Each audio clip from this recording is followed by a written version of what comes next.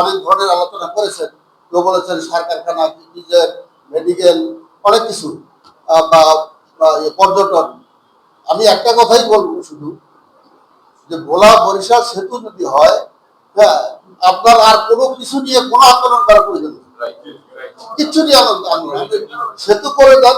এখানে দেশি, বিদেশি এবং সরকারি সমস্ত সংস্থাগুলি সেখানে, কারণ এখানে আমাদের গ্যাস আছে, হ্যাঁ, শুধু সেতু করে দেন, আপনার সবকিছু হয়ে যাবে। আর কোনো কিছু করার, কোনো আন্দোলন, কোনো কিছু করার দরকার নেই। এই বিষয়গুলো আমার একটু বক্তব্য। আরেকটা বক্তব্য হলো, আমার যে পর্যবেক্ষণ, ভোলাতে এখন নদী ভাঙ্গার কারণে, হ্যাঁ, এই নদী ভাঙ্গার বিষয়ে অনেক আলোচনা, অনেক কিছু হয়েছে। যাই হোক, এখন নদী ভাঙ্গনটা একটা পর্যায়ে চলে আসছে। কিন্তু নদী ভাঙ্গার কারণে এই যে আজকে ভোলার এত লোক যে ঢাকায় আছে, কি কারণে? শুধু নদী ভাঙ্গার কারণে। আপনারা দেখেন, ঢাকার বিভিন্ন অঞ্চলে আমাদের এই যে ভোলার, এই মোহাম্মদপুর হইতে শুরু করে বাগদা, যাত্রাবাড়ি, এই সমস্ত অঞ্চলগুলি এখন ভোলার একটা অঞ্চল হয়ে গেছে। কিন্তু এখানে আমাদের অনেকেই আছে, অনেকভাবে অনেক কষ্টে আছে। কেউ আছে পড়াশোনার কষ্টে আছে, কেউ আছে ব্যবসা বাণিজ্য করতে গিয়ে কষ্টে আছে। আমরা কিন্তু এগুলি কেউ কোনো খোঁজখবর রাখি না। হ্যাঁ, আমাদের অনেকে আছে বেকার ঘুরতেছে, এবং বেকার যারা আছে তারা কিন্তু বিভিন্ন অপকর্মের সাথে জড়িত আছে। আপনি এখানে যে কলেজ ফরিদ আছে, আপনি জিজ্ঞাসা করে দেখেন, গোয়েন্দা সংস্থাগুলির কাছে রিপোর্ট আছে। আবার ভোলার অনেক, তাও তো একজন নিজে লোক আমার কাছে গিয়েছে। এই অপরাধের সাথে এখানে তো অন্য কেউ নেই।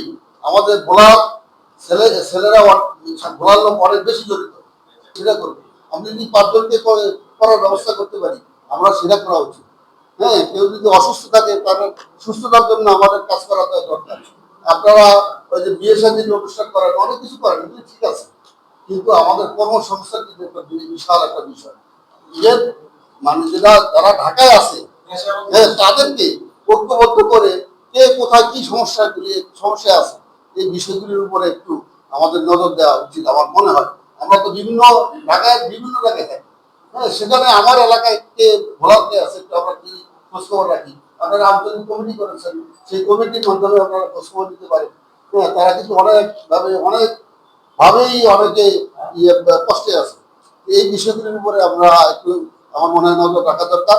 আরেকটা হলো, বিশ্ববিদ্যালয় যাওয়ার এই যে সেই সেতুর জন্য অনশন করেছে কিন্তু বিশ্ববিদ্যালয়ের ছাত্ররা, আমরা কিন্তু অনশন করতে পারি না। আমরা এই বয়সে তো অনশন করতে পারবো? সুতরাং বিশ্ববিদ্যালয়গুলিতে যে সমস্ত ছাত্ররা আছে, সেখানেও আমাদের কিন্তু ওই ভোলাকেন্দ্রিক অনেক সংগঠন আছে, কমিটি আছে, তাদেরকেও কিভাবে সম্পৃক্ত করে আমাদের এই আন্দোলনে করা যায়। এই আমার মানে শেষ কথাই হলো একটাই, যে আমাদের সেতু কেন্দ্রিক যত রকম যা কিছু করার দরকার, আপনার সেমিনার বলেন, সিম্পোজিয়াম বলেন, ওয়ার্কশপ বলেন, আলোচনা বলেন, প্রেস কনফারেন্স বলেন, আপনারা এইসব যদি করতে পারেন, এটা যত ত্বরান্বিত হবে, ভোলার উন্নয়ন তত ত্বরান্বিত হবে। এটাই আমার শেষ কথা।